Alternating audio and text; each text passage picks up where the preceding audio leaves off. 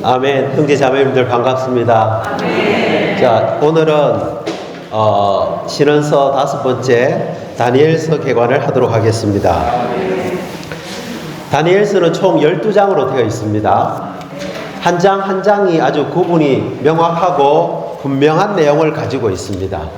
그래서 아마 형제 자매님들은 다니엘서를 많이 읽어보셨을 겁니다. 또 많은 그리스도인들이 다니엘서에 관심이 많습니다. 왜냐하면 거기에 인간 정부에 관한 많은 그 상징들을 가진 이상들과 특별히 이스라엘의 운명에 관한 다니엘의 70일에가 나오기 때문에 많이 읽으셨을 겁니다. 아마 대부분 형제 자매님들이 또 분명한 이해를 갖고 계실 겁니다. 어쨌든 우리가 이번 시간에는 다니엘에 대한 전체적인 내용을 한번 쭉 살펴보는 시간을 갖도록 하겠습니다. 자, 다니엘서의 저자는 누구입니까? 예, 다니엘이죠. 다니엘은 바벨론 느부갓네살 왕이 예루살렘을 1차 침공했을 때 그때 왕이 유다 왕 여호야김입니다. 여호야김 때 예루살렘에 침공해서 그 성전에 있는 기물들과 함께 몇몇 사람들을 바벨론으로 사로잡아 갔습니다. 그때 끌려간 사람이 다니엘입니다. 2차 때는 그의 아들 여호야긴 왕이었죠. 그때 사로잡혀간 유명한 사람이 누구죠? 지난주 했던 에스겔이었죠. 예. 2차 때는 에스겔이었습니다. 다니엘이 먼저 사로잡혀갔습니다. 자, 다니엘의 이름의 의미는 하나님은 나의 심판자이시다. 아멘. 다니엘이 바벨론으로 사로잡혀갔을 때 바벨론 왕이 그 다니엘과 그의 동반자에게 바벨론식 이름을 지어줬습니다. 그래서 다니엘에게는 벨드사살이라는 이름을 지어줬죠. 벨드사살이라는 말은 그 당시 그 메소포타미아 바벨론 제국에 있는 그 신 벨의 은총을 벨이 총애하는 사람, 벨의 왕자라는 뜻입니다. 불쾌한 이름을 받게 되었죠. 어쨌든 간에 그래서 3번을 보시면 이 다니엘이 바벨론 포로되어 있던 70년 동안에 그동안 살아 있었습니다. 다니엘은 꽤 오래 살았죠. 바벨론 제국에서 활동했었고 살아 있었고요. 그 다음에 바벨론 제국이 끝나고 메데 페르시아 제국이 들어왔을 때 그때도 다니엘이 살아 있었습니다. 그 제국에서도 다니엘은 가장 높은 총리의 직분을 맡고 있었습니다. 그래서 페르시아 제국의 고레스 1년부터 시작된 포로된 이들의 해방과 귀환을 보았습니다. 이때는 다니엘이 나이가 꽤 많은 때였습니다. 그래서 다니엘은 그 고레스 왕이 모든 이스라엘 백성들은 예루살렘으로 돌아가서 성전을 재건하라고 명령을 내렸지 않습니까? 그때 누가 왔죠? 여호수아와 스룹바벨이 사람들을 데리고 왔습니다. 그런데 다니엘은 그때 가지 않았습니다. 아마도 뭐 중요한 직을 맡고 있든지 아니면 고령이었든지 갈 수가 없었을 것입니다. 자, 그 다음에 보면 바벨론 왕 느부갓네살에 의해 바벨론 모든 지방을 다스리는 통치자와 모든 현인들, 지혜로운 사람들을 주관하는 장관들의 우두머리로 세워졌습니다. 어떤 사건을 통해서 세워졌죠? 다니엘서 2장에 느부갓네살 왕의 그 꿈을, 거대한 인간 형상에 대한 꿈을 해석하고 난 다음에 바벨론 왕이 느부갓네살이 다니엘을 높여서 모든 지방을 다스리는 통치자와 또 그 당시에 지혜로운 사람, 마술사들, 요술사들, 갈대아의 이렇게 첨성 별들을 연구하고 하는 그런 사람들을 주관하는 장관들의 우두머리로 세웠습니다. 어쨌든 다니엘서에 대한 개관에서 다니엘이 저자라는 것을 우리가 볼 수가 있습니다. 자, 그 다음에 B번에 보면 다니엘서의 중요한 요점들이 있습니다. 그리고 다니엘서를 읽을 때 이건 반드시 기억하셔야 됩니다. 지난주에 있는 거 한번 기억해 볼까요? 에스겔서에서 에스겔의 중요한 요점은 이겁니다. 하나님이 이 땅에 하나님과 동역하는 한 무리의 사람들을 통해서 하나님이 나타날 수 있고 움직일 수 있고 그분의 행정을 수행하실 수가 있는 것을 보여주십니다. 그 내생물로 표현되어 있잖아요. 그 내생물 위에 두렵고 수정 같은 창공이 있고 그 위에 보좌에 계신 한 분이 계시는데 그 보좌에 계신 한 분은 이 땅에 있는 내생물과 하나입니다. 그래서 그런 동역하는 한 무리의 사람들과 하나님은 움직일 수가 있고 그분의 행정을 집행할 수가 있습니다. 그런 다음에 이스라엘과 민족들을 심판하시고 나서 하나님이 생명의 방식으로 그들을 회복시킵니다. 회복시킨 목적은 뭐냐 하면은 에스겔서 48장에 나오는 그 하나님의 성전을 건축하는 것으로 완결됩니다. 그래서 하나님이 이스라엘 백성들을, 그분의 백성을 생명으로 회복하신 목적은 하나님과 사람의 상호 거처인 거룩한 성전을 얻고자 하는 것이었죠. 마찬가지로 우리가 다니엘서를 읽을 때 몇 가지 중점을 아셔야 됩니다. 자, 1번 한번 읽어볼까요? 다니엘서는 니므롯부터 시작하여 적그리스도에 이르는 인간 정부를 다루고 있습니다. 이게 첫 번째 중점입니다.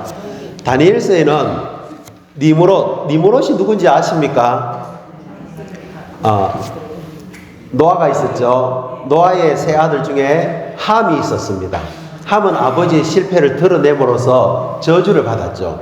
함에게 그의 아들 구스가 태어났습니다. 구스에게서 니므롯이라는 사람이 태어났는데 니므롯은 최초로 신할 땅 바벨론에서 왕국을 세운 사람입니다. 이 니므롯은 적그리스도의 첫 번째 예표입니다. 니므롯부터 시작해서 인간 정부가 바벨론 제국, 그 다음에 페르시아 제국, 헬라 제국, 로마 제국을 거쳐서 오늘날까지 쭉 오고 이제 장차 마지막에 부흥된 로마 제국에서 적그리스도가 출현하는데 그 모든 인간 정부 전체를 다니엘서는 다루고 있습니다. 2장에서는 금속, 금, 은, 놋, 쇠, 진흙 이런 재료를 사용해서 사람의 모양으로 표현하고요. 그 다음에 7장에서는 짐승으로 표현합니다. 사자, 곰, 표범. 그 다음에 네 번째 짐승은 무섭고 두렵고 아주 강한 그런 짐승으로 표현합니다. 그래서 인간 정부가 하나님 보실 때는 멋지고 근사한 게 아닙니다. 하나님 보실 때 모든 인간 정부는 짐승입니다. 느부갓네살 왕이 막 자신이 영광을 이 바벨론 제국에서 누린 영광을 감상하면서 와 내가 세운 이 영광스러움을 보라 했을 때 결국 그는 49일 동안 짐승처럼 살게 되었습니다. 그래서 하나님 보실 때 모든 인간 정부는 짐승입니다. 형제 자매님들 짐승 좋아하십니까? 안 좋아합니다. 주님의 왕국은 어떻게 표현되냐 하면은 돌에서 시작해서 큰 산이 된다고 합니다. 어쨌든 간에 자, 두 번째 다니엘서의 중요한 요점 같이 읽어볼까요? 다니엘서의 중심 사상은 이 땅의 모든 인간 정부를 다스리는 하나님의 통치가 인간 정부 총체를 강타 산산이 깨뜨리시며 하나님의 영원한 왕국을 세우신다는 것이다. 이게 중요한 내용입니다. 다니엘서의 중심 사상을 반드시 아셔야 됩니다. 뭡니까? 이 땅의 모든 인간 정부를 다스리는 하나님의 통치가 있습니다. 느부갓네살이 아닙니다. 알렉산더 대왕이 아닙니다. 줄리어스 시저가 아닙니다. 고레스 왕도 아닙니다. 지금의 누구도 아닙니다. 이 땅은 하나님이 통치하고 계십니다. 이걸 우리가 다니엘서에서 봐야 됩니다. 뿐만 아니라 그런 인간 정부 전체를 하나님은 마지막에 완전히 박살내실 것입니다. 산산이 깨뜨려서 흔적도 없이 사라지게 해버립니다. 우린 더 이상 주님이 오시는 다음 시대에 고구려가 어떻고 신라가 어떻고 배우지 않을 겁니다. 그런 것들은 아무 의미 없어집니다. 오직 하나님의 왕국만을 알게 될 것입니다. 그래서 하나님이 그분의 영원한 왕국을 세운다는 것이 바로 다니엘서의 중심 사상입니다. 자, 3번 다니엘서의 주제가 뭐죠? 하나님께서 정하신 이스라엘의 운명인 70일의 내용. 이게 다니엘서 9장에 나옵니다. 이따 한번 살펴보겠습니다. 자, 4번 한번 읽어봅시다. 다니엘서가 다루는 세 가지 핵심적인 항목. 하늘에 속한 다스림, 그리스도의 어떤 계시, 하나님께서 그분의 백성을 위해 정하신 운명. 앞에 있는 내용들을 계속해서 반복하고 있습니다. 우리가 다니엘서를 읽을 때 이 세 가지 핵심적인 항목을 봐야 됩니다. 하늘에 하나님이 다스리고 계신다는 겁니다. 느부갓네살에게 하나님이 하나의 귀한 공간을 보여주었습니다. 느부갓네살이 뛰어나고 훌륭해서 그런 것이 아니라 하나님은 누구든지 그분이 원하는 자에게 왕국도 줄 수도 있고 빼앗아갈 수도 있다는 겁니다. 예. 그뿐만 아니라 다니엘서에는 마치 계시록에 나와 있는 것처럼 그리스도의 굉장히 뛰어난 모습이 나옵니다. 계시록 1장에 우리가 그리스도의 모습이 나오죠. 그 모습과 비슷하게 다니엘서에도 그리스도의 뛰어난 어떤 모습이 나옵니다. 그분은 하나님의 경륜의 중심과 모든 것이 되십니다. 다니엘서 10장에는 그리스도의 탁월한 모습을 보여주고 있습니다. 그리고 하나님께서 그분의 백성 이스라엘을 위해서 정하신 운명인 70일에 대해서 다니엘서가 다루고 있습니다. 자, 다니엘서에 다루는 세 가지 핵심적인 항목이 첫 번째는 뭡니까? 두 번째는요? 세 번째는요? 운명입니다. 이스라엘의 운명이죠. 자, 그러면 우리가 다니엘서의 그 12장으로 된 내용을 간략하게 한번 살펴보겠습니다. 1장 1절부터 2절에서는 하나님의 선민이 타락한 결과 바벨론으로 포로로 잡혀간 내용이 나오죠. 예. 거기 보면 바벨론 제국에 의해서 하나님의 집의 기물들 중 일부가 바벨론 신의 보물창고로 빼앗기게 됩니다. 그리고 이스라엘 자손 가운데 왕가의 씨와 귀족 몇 사람이 바벨론으로 사로잡혀가게 되죠. 다니엘과 하나냐, 미사엘, 아사랴 같은 그런 사람들이 사로잡혀갑니다. 그 다음에 1장 3절부터 6장까지는 이 하나님의 선민의 젊은 후손들이 바벨론 땅에서 사탄과 맞서서 이기는 내용들이 나옵니다. 각 장마다 그런 내용이 나옵니다. 자, 1장에는 어떤 내용이 나옵니까? 다니엘, 하나냐, 미사엘, 아사랴가 우상들에게 바친 음식을 거절함으로써 귀신적인 음식에 맞서서 승리하는 모습을 보여줍니다. 바벨론 왕이 이 젊은 사람들이 통찰력도 있고 총명하고 또 뭐 이렇게 상황을 잘 간파하고 용모도 준수하니까 3년 동안 잘 먹이고 잘 키워서 쓰려고 합니다. 그래서 우상에게 바친 재물을 먹게 하는데 다니엘과 그의 동반자들은 그걸 거부합니다. 우리에게 차라리 10일 동안 최소한 우리가 물만 먹겠습니다. 다른 사람들보다 우리 모습이 형편없으면은 우리가 그 왕의 명령대로 할 것이고, 그렇지 않다면 우리는 왕에게 바친 그 우상의 음식을 거절하도록 허락해 주십시오. 이건 뭐 채식주의를 말하는 게 아닙니다. 우상에게 바친 음식을 거절하는 것이죠. 그래서 결국 그들의 얼굴이 훨씬 좋아졌습니다. 그들이 이겼습니다. 두 번째 2장에서는요, 다니엘이 느부갓네살의 꿈을 해석합니다. 느부갓네살이 어떤 꿈을 꿨죠? 예, 거대한 인간 형상을 보았습니다. 머리는 금, 가슴과 두 팔은 은, 배와 넓적다리는 녹, 두 다리는 철, 발과 발가락은 철과 지력이 섞인 꿈을 꿨는데 이걸 잊어버렸습니다.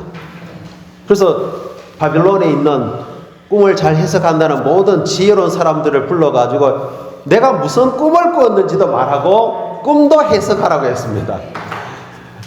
꿈을 해석하는 것도 어려울 뿐인데 뭘 꾸었는지도 이야기하라는 게 말이 안 되잖아요. 그들이 왕이시여, 그거는 육체 안에 거하지 않는 신이나 그걸 해석할 수 있고 설명할 수 있지 우리는 안 됩니다. 하니까 왕이 화가 나가지고 그럼 바벨론에 있는 모든 현자들을 다 죽여버리겠다 명령을 내렸습니다. 그래서 그 소식을 듣고 다니엘이 그의 동반자들과 함께 기도했을 때 하나님이 다니엘에게 그것을 계시해 주었죠. 그래서 이 거대한 인간 형상은 바벨론 제국부터 시작해서 장차 올 적그리스도의 인간 정부 전체를 다 보여주는 겁니다. 그래서 이건 어떤 방면이냐 하면은 이 다니엘이 인간 정부에 대한 것을 보지 못하도록 하는 마귀의 눈멀게 하는 그것을 이긴 것입니다. 우리는 이걸 봐야 됩니다. 자, 3장에 보면요. 그 다음에 그 다니엘의 동반자들에 관한 내용이 나옵니다. 하나냐, 미사엘, 아사랴가 불가마 속에서 구출받는 장면이 나옵니다. 느부갓네살 왕이 그 꿈에 대한 해석을 알고는 뭐 했느냐 하면은 60척, 높이는 60척, 폭은 6척 되는 6규빗이죠. 그죠? 한 규빗이 0.45cm. 예, 45, 뭐 50cm라고 치면, 그죠? 0.5m. 60이면, 와, 30m 높이 아닙니까? 거대한 금형상을 세우고는 그게 다 나팔을 불 때, 음악 소리가 날 때 모든 사람은 경배하라고 합니다. 근데 이 하나냐, 미사엘, 아사랴 이 사람들은 경배하지 않습니다. 이렇게 사람들이 왕에게 고발을 하죠. 그렇게 느부갓네살 왕이 막 노발대발이 났습니다. 그래서 한번 기회를 줄 테니까 내가 기회를 줄 테니까 저 경배해라 하니까 왕이시여 우리는 하나님을 경배하지 우상에 경배하지 않습니다. 안 그러면 너희들 전부 저기 불가마 속에 들어가서 죽게 하겠다. 하나님은 우리 지켜주실 겁니다. 안 지켜주셔도 우리는 안 합니다. 그렇지 않아요? 그죠? 우상 숭배에 대한 사탄의 그 공격을 이긴 겁니다. 아멘. 자, 그 보니까 불 속에 들어갔는데 왕이 보니까 사람이 네 사람이 있는 겁니다. 주님이 먼저 오셔서 그곳을 고난받는 그 장소를 뜨거운 그것을 따뜻한 온실로 만들어줘서 뭐 옷도 안 타고 머리도 안 타고 불에 탄 냄새조차도 없습니다. 그러니까 형제 자매님들 한번 생각해 보십시오. 느부갓네살 왕이 그 잔인한 왕이잖아요. 꿈 해석 안 한다고 다 죽여버리자고 하는 그 왕이 얼마나 잔인합니까? 그런데도 이 사람이 다니엘을 통해서 하나님을 알게 되었습니다.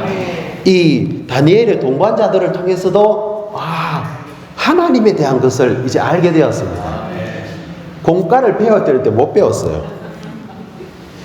자, 그 다음에 4장에 그래서 느부갓네살이 또 꿈을 꿉니다. 이제는 큰 나무가 하늘에 닿을 만큼 큰 나무가 자라고 열매가 맺히고 거기에 새들이 깃들고 짐승들이 있는데 이게 잘려가지고 밑둥치만 남게 되고 뭐 짐승처럼 다니는 모습이 있다. 이걸 이제 꿈을 꾸고는 다니엘에게 또 해석을 받게 됩니다. 그래서 그것은 뭐냐면 바로 느부갓네살이 그렇게 짐승처럼 살다가 하나님이 하늘에 계신 하나님이 다스린다는 걸 깨달으면은 그의 왕국과 왕의 권위를 다시 회복할 것이라는 것을 다니엘이 해석을 해주죠. 근데 그 말을 듣고도 그렇지 않습니다. 1년 후에 그걸 다 잊어버리고 와, 나의 왕국, 내가 이 멋진 것을 다 이루었다. 그래서 진짜 그는 다니엘이 해석해 준 대로 49일 동안 짐승처럼 살다가 깨달은 다음에 다시 돌아오게 됩니다. 자, 이건 뭡니까? 사탄은 이 땅에서 하늘에서 하나님이 다스린다는 것을 못 보게 합니다. 알지 못하게 합니다. 오늘 인간 정부들 보십시오. 하나님이 있다면 감히 그런 일을 할 수 없습니다. 제가 가만히 생각해 보니까요. 모든 역사적으로 통치자들이 정상적인 사람이 아닌 것 같아요. 우리와 같은 정상적인 인성과 양심을 가지면요, 도저히 그렇게 살 수 없습니다. 정상이 아닙니다. 이건 짐승이나 그렇게 할 수 있는 일이지. 제 말이 지나치지 않습니다. 아멘. 아멘. 그 다음에 5장에 보면요, 이제 바벨론 제국의 마지막 왕인 벨사살이 대신들과 아내들과 후궁들과 모여가지고 술잔치를 벌입니다. 특히 그 술잔을 뭘 쓰느냐 하면 바벨론 왕 느부갓네살이 성전에서 가져온 그 잔들을, 은잔을 가지고 술잔치를 펼치는데, 그때 이제 갑자기 벽에 손가락이 나타나서 뭘 하나 쓰죠. 뭐라고 썼습니까? 메네 헤겔 우바르신. 이걸 보고는 이 사람이 거의 새파랗게 질려버리는 겁니다. 저걸 해석을 해야 되는데 뭔가 대단한 것 같은데, 그래서 이제 그의 어머니가 다니엘이라는 사람이 옛날에 선조 왕도 꿈을 해석했다, 그가 해석해 줄 수 있다, 그래서 불러서 해석을 합니다. 메네 데겔 우바르신, 하나님께서 이 왕국을 이제는 끝내신다. 왕을 저울에 달아보니까 부족함이 드러났다. 그래서 이 나라를 메데 페르시아에게 나눠주겠다. 그날 밤 다리오가 와가지고 벨사살을 죽이고 바벨론 제국은 끝나버리는 겁니다. 다니엘이 왕에게 책망합니다. 왕이시여, 벨사살 왕에게, 당신의 선조 느부갓네살도 이런 공과를 배웠는데 왜 당신은 그 선조의 공과를 배우지 못했습니까? 결국은 그의 왕국이 끝나버렸죠. 방탕하게 살고 하나님의 거룩한 것을 모독하게 했습니다. 이러한 것에 대한 결과에 대해서 무지했기 때문에 벨사살의 운명은 그걸로 끝나버리게 되었습니다. 그래서 다니엘서 1장부터 6장까지는 이 하나님의 선민 다니엘과 그의 세 동반자들의 삶을 통해서, 일어난 일을 통해서 그들이 우상 숭배했다, 거기에서 승리하는 내용들을 보여주고 있습니다. 형제자매님들, 니무롯부터 시작해서 적그리스도에 이르는 모든 인간 정부는 세 가지 특징이 있습니다. 첫 번째는 뭐냐 하면은 바벨을 한번 생각해 보십시오. 창세기 11장에 바벨에서 그들이 했던 일은 하나님께 반역을 합니다. 이 땅에 있는 모든 인간 정부는 하나님께 반역하는 자들입니다. 두 번째, 이 인간 정부가 하는 두 번째는 사람을 높입니다. 아무것도 아닌 사람을 얼마나 높이는지 봅니다. 우리 북쪽을 한번 보십시오. 그 바벨론 아닙니까, 그게? 그렇죠. 세 번째는 우상을 숭배합니다. 그러니까 이 인간 정부를 하나님은 오셔서 끝내버리시는 거죠. 하나님께 반역하고 사람을 높이고 우상을 숭배하고 이런 것들은 다 끝나야 되는 겁니다. 그 다음에 이제 다니엘서의 후반부에는 7장부터 12장까지는 다니엘이 본 이상들이 나옵니다.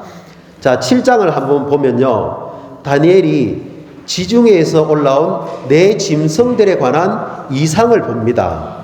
그 지중해에서 올라온 네 짐승이 뭐냐 하면은 첫 번째가 사자죠. 사자가 바로 바벨론 제국과 느부갓네살 왕을 상징하고 있습니다. 뒤에 도표를 보시면 나옵니다. 두 번째는 곰의 모습입니다. 이것은 메데 페르시아 제국을 상징하고 있습니다. 세 번째는 표범입니다. 아주 날쌘니다. 이것은 알렉산더 대왕과 그의 헬라 제국을 상징하고 있습니다. 네 번째 짐승은 이 셋의 총체라고도 할 수 있는데요, 무섭고 두려우며 아주 강하다고 했습니다. 그리고 이 짐승에게는 10뿔이 있습니다. 10뿔은 다니엘서 2장에 나오는 그 10발가락과 일치하고 10명의 왕들을 상징합니다. 10왕이 있는데 10뿔이 있는데 그 중에서 작은 뿔 하나가 이렇게 쑥 나옵니다. 그게 누구냐 하면은 적 그리스도를 예표하고 있습니다. 나오면서 앞에 새 뿔이 그 앞에서 떨어져 나가게 되죠.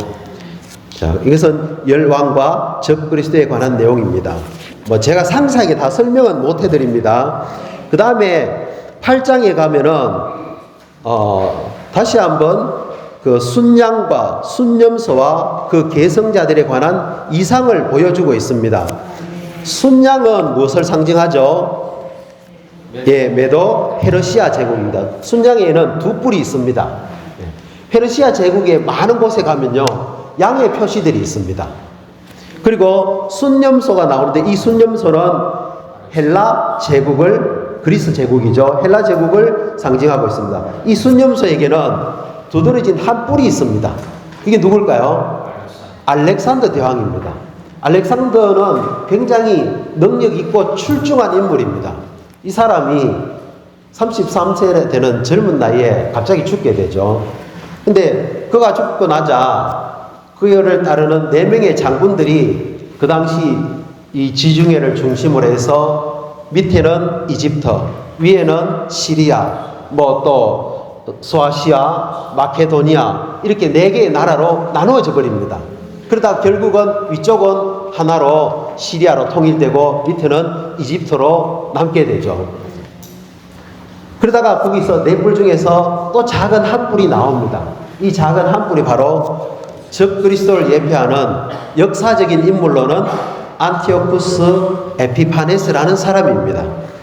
아멘.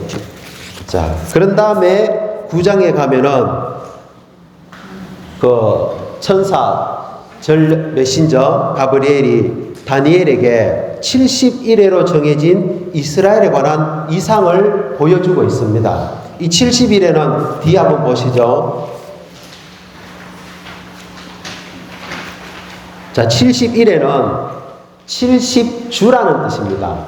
이 주가 그냥 우리가 말하는 하루 이틀 사흘 날 다섯 여섯 일에 7일을 말하는 것이 아니고요. 예. 1년을 말하죠. 그죠? 하루가 1년입니다. 그러니까 한 주가 7년입니다. 그래서 70일에는 몇 년입니까? 490년이다. 천사가 나타나서 이스라엘의 운명이 지금부터 70일에로 결정되어 있다. 그런데 이 70일에는 세 부분으로 나누어져 있습니다. 처음 7일에는 49년이죠. 이건 예루살렘 성을 재건하라는 명령을 내린 때부터 예루살렘 성의 재건이 완료되기까지입니다. 아닥사스다 왕, 페르시아 왕 아닥사스다가 그의 재위 20년에 느헤미야 때 가서 예루살렘 성을 중건하라고 합니다. 그런데 예루살렘 성은 몇 년 만에 중건되었는지 아십니까? 느헤미야 때는 몇 년도 아닙니다. 52일 만에 세워집니다. 근데 어쨌든 간에 완전히 건축이 되는 데는 49년이 걸렸겠죠. 그런 다음에 62일에가 지나면은 이 62일에는 예루살렘 성의 재건이 완료된 때부터 메시아께서 끊어지시기까지입니다. 그러면 7 더하기 62 하면 총 몇 일입니까? 69일이잖아요. 69 곱하기 7을 곱하면 7년을 곱하면 몇 년입니까? 483년입니다.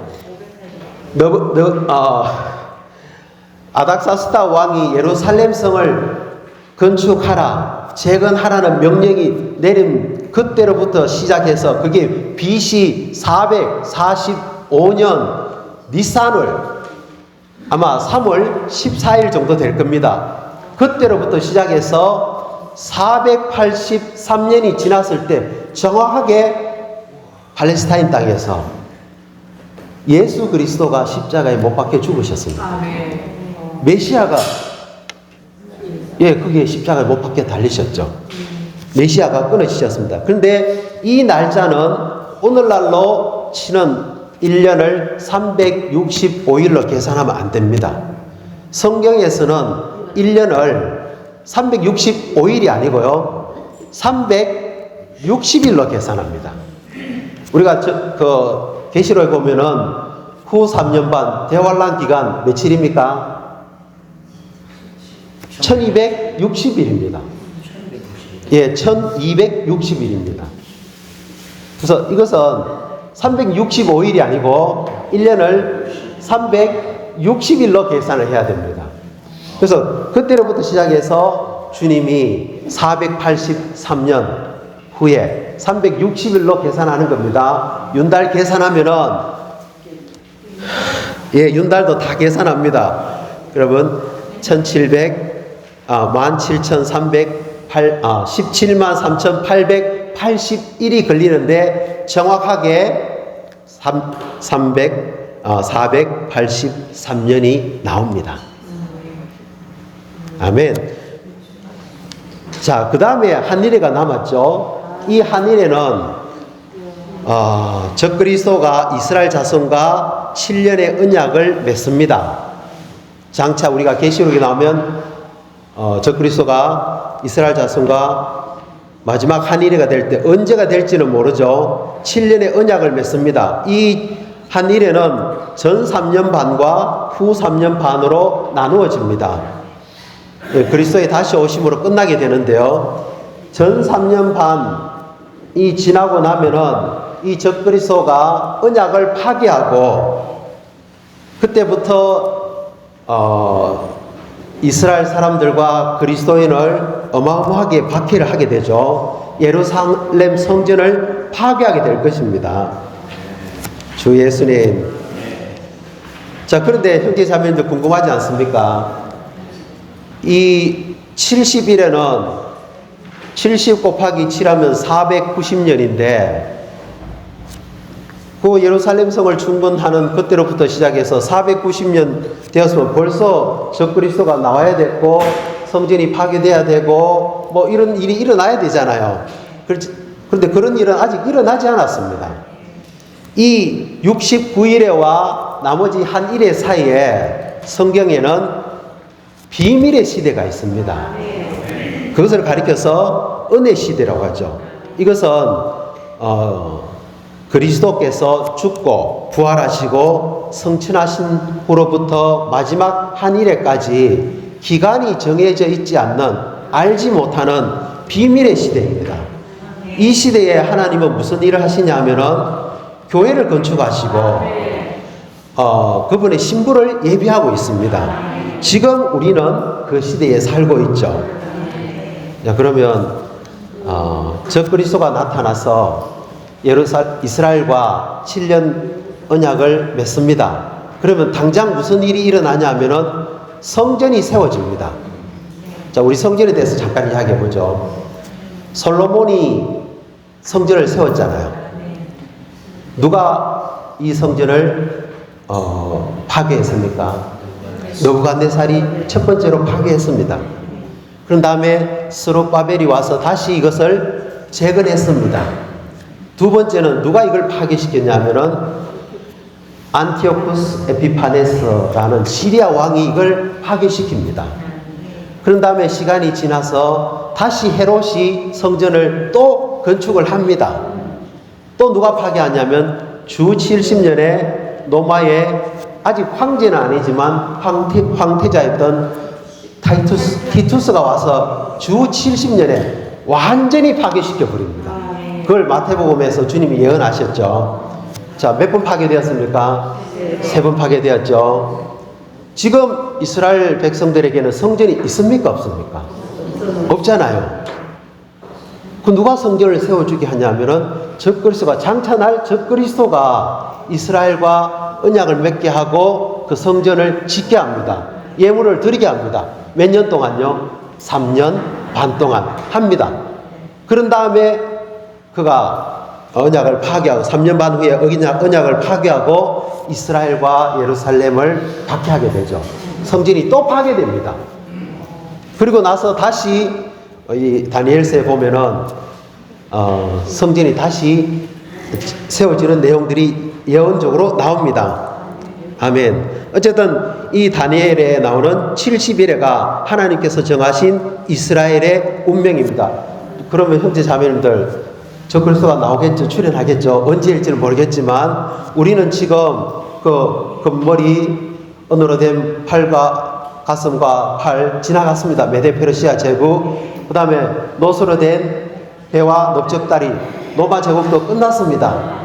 그리고 헬라 제국도 끝났습니다. 그리고 두 다리가 있죠. 두 다리는 로마 제국입니다. 하나는 서로마 제국, 하나는 동로마 제국입니다. 그리고 두 발이 나옵니다. 철과 진흙이 섞여 있습니다. 민주주의, 공산주의 막 섞여 있습니다. 어떤 나라는 철처럼 강합니다. 어떤 나라는 진흙처럼 약합니다. 하나가 안 됩니다. 열 발가락으로 상징되는 것처럼 나눠져 있고 분열되어 있습니다. 하나가 안 되죠. 지금 아마 우리는 그 발가락 가까이 있을 거 아닙니까? 주님이 오실 겁니다. 그런데 적그리스도가 왔을 때 성전이 세워지면은 앞으로 우리에게 남은 기간은 얼마입니까? 7년을 기다려야 됩니까? 3년 반이 남았습니다. 3년 반이 남았죠. 그죠? 전 3년 반이 지나고 후 3년 반이 시작할 그때쯤 이기는 믿는 이들의 휴거가 있을 것입니다. 근데 중요한 건요, 그때까지 내가 살아있느냐, 살아있지 못하느냐, 이게 중요한 겁니다. 내가 살아서 그 소식을 들으면은, 앞으로 3년 반 동안 정말 죽을 똥 살똥 주님을 추구하고 생명의 성숙을 추구하고 복음을 전파하고 할 건데 아무도 모르잖아요. 하나님의 지혜가 여기에 있습니다. 그래서 우리는 그걸 안다고 해서 예비되는 문제가 아닙니다. 우리가 해야 될 것은 오늘 하루하루를 영 안에서 살아야 되고요. 주님을 누려야 됩니다. 그러다가 죽으면 산의 아이로 휴거될 것이고요. 살아있으면은 첫 열매로 휴거될 것이고요. 첫 열매가 아니면은 맷돌 갈든지 밭을 갈든지 그렇게 하다가 휴거될 것입니다. 그래서 주 예수님, 어쨌든 우리는 이 예언의 말씀을 분명하게 알 필요가 있습니다. 그래서 제가 그 로마 숫자 5번에 적그리스도의 예표와 성취에 대해서 나오잖아요. 그 첫 번째 예표는 바벨 왕국을 세운 니무롯입니다. 두 번째는 시리아 왕 안티오쿠스 에피파네스입니다. 원래 이 사람은 왕이 될 사람이 아니었는데 자기 형이 죽자 아주 비열한 방법으로 왕이 되었습니다. 원래 이 이름이 안티오쿠스 에피파네스가 아닙니다. 원래 그 이름은 미트리 다테로스인데요. 자기가 안티오쿠스라는 이름을 취하면서 에피파네스라는 것은 신이 나타났다 이 뜻입니다. 자신을 신으로 세웁니다. 그래서 나중에 제가 11장을 이야기했습니까? 3번 하다가 이렇게 시간이 많이 지나버렸네요. 다시 앞으로 한번 넘어가 보십시오. 3번에 보면 70일의 기한이 정해진 이스라엘에 관한 이상을 다니엘이 보게 됩니다. 그리고 4번에 보면은 다니엘이 이스라엘에 대한 이상을 깨달으려고 3주 동안, 3주면 얼마입니까?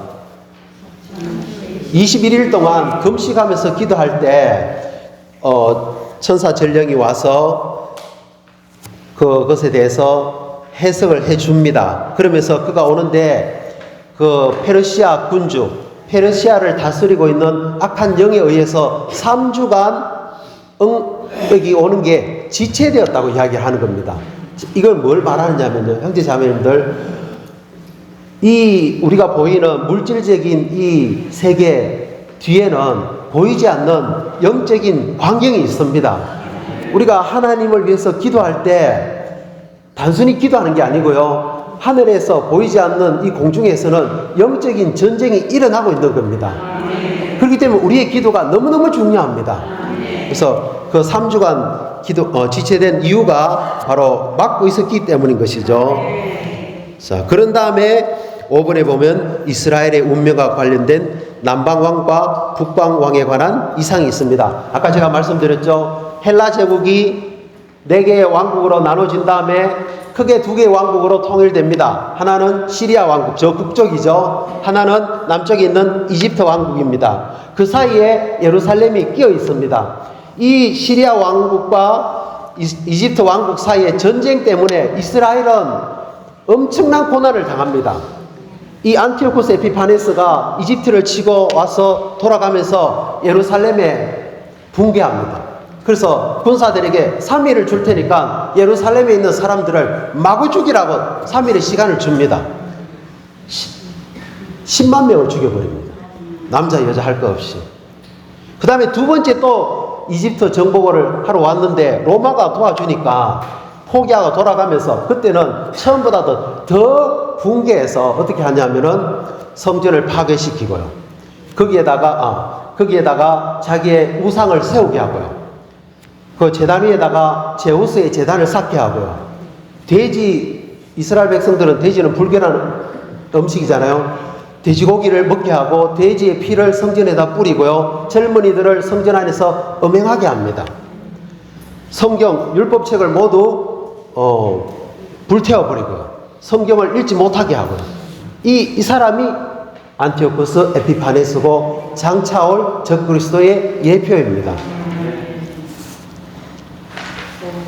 그 다니엘이 이 이상을 보았을 때 충격적이었겠죠.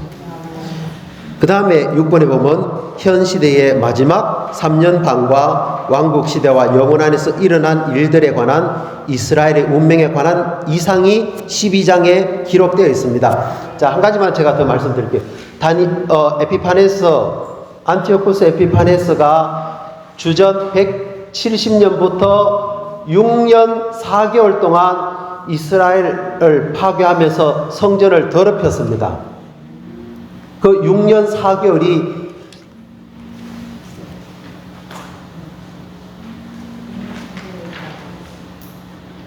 주 예수님 2300일인데요. 그 성경에 기록되어 있습니다. 2300일이 지나면은 안티오코스 에피파네스가 그렇게 유대 민족을 박해하고 성전을 더럽힐 때 마카비 가문에서 유다 마카비라는 사람이 일어나서 그의 아버지와 함께 유격대를 결성해서 전쟁을 하게 됩니다. 그리고 시리아군을 쫓아내게 되는 것이죠. 그런 다음에 성전을 정결하게 하는데 그 날수가 2300일, 성경에서 예언한 대로 6년 4개월 만에 성전을 정결하게 합니다. 그게 예수님이 말씀하셨던 요한복음에 나오는 수전절, 성전을 정결하게 했다는 그 내용입니다. 주 예수님, 시간이 많이 지났네요. 죄송합니다. 어쨌든 간에 형제 자매님들 다음에 뭐 좀 더 우리가 교통하는 시간을 갖겠습니다. 그래서 다니엘서는 인간 정부에 대한 운명과 이스라엘의 운명과 하나님께서 다스린다는 것을 보여주고 있습니다. 오늘은 여기까지 교통하도록 하겠습니다.